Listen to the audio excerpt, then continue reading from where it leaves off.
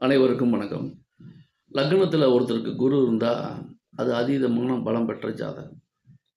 ஏன்னா, லக்னத்தில இருக்கக்கூடிய குரு 5ஆம் பார்வையா 5ஆம் வீட்ட பார்ப்பார். அவருடைய பூர்வ புண்ணியம் பலம் பெறும். 7ஆம் பார்வையாக 7ஆம் வீட்டை பார்ப்பார். அவருடைய களத்திர பாவம் பலம் பெறும்.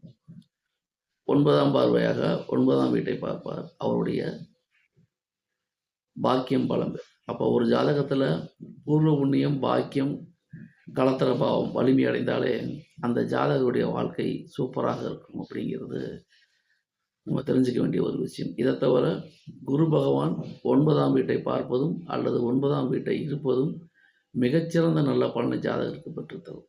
குருவுடைய 9ஆம் பார்வை அதீத வலிமையானது. அப்போ எந்த லக்னமாக இருந்தாலும் சரி, லக்னத்தில் குரு இருப்பது என்பது விசேஷமான பலன்களை ஜாதகருக்கு தரும். ஜாதகருக்கு தேவையான விஷயங்கள் அந்தந்த காலகட்டத்தில் கண்டிப்பாக நடைபெறும் அப்படிங்கிறதான் நம்ம தெரிஞ்சுக்க வேண்டிய ஒரு விஷயம். இப்போ பூர்வ புண்ணியம் ஒரு மனிதனுக்கு வலுப்பெற்றுச்சுன்னா, அந்த ஜாதகருக்கு என்ன தேவையோ அந்த தேவைகள் ஆட்டோமேட்டிக்காக நிறைவேறும். பாக்கியஸ்தானங்கள் பலம் பெற்றிருந்தா குருவர்களாலும் திருவர்களாலும் அந்த ஜாதகருக்கு பிரச்சனை அப்படிங்கிறது வராது. ஒரு பிரச்சனைன்னு வந்தால் அதுக்குண்டான தீர்வு ஆட்டோமேட்டிக்காக அவருக்கு கிடைச்சிடும். அப்போ அடிப்படையில் ஒரு மனிதனுக்கு பாக்கியம் அல்லது பூர்வ புண்ணியம் இரண்டில் ஏதாவது ஒன்று நாளாக இருந்தால் அது சூப்பரான அமைப்பு.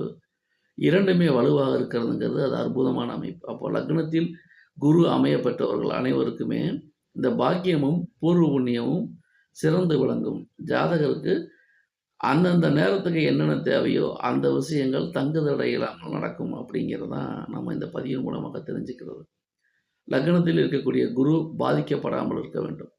பாதிக்கப்பட்டிருந்தாலும் குருவுடைய பார்வை கோடி நன்மைகளை பெற்றுத்தரும் என்பதில் ஐயமில்லை. நன்றி, வணக்கம்.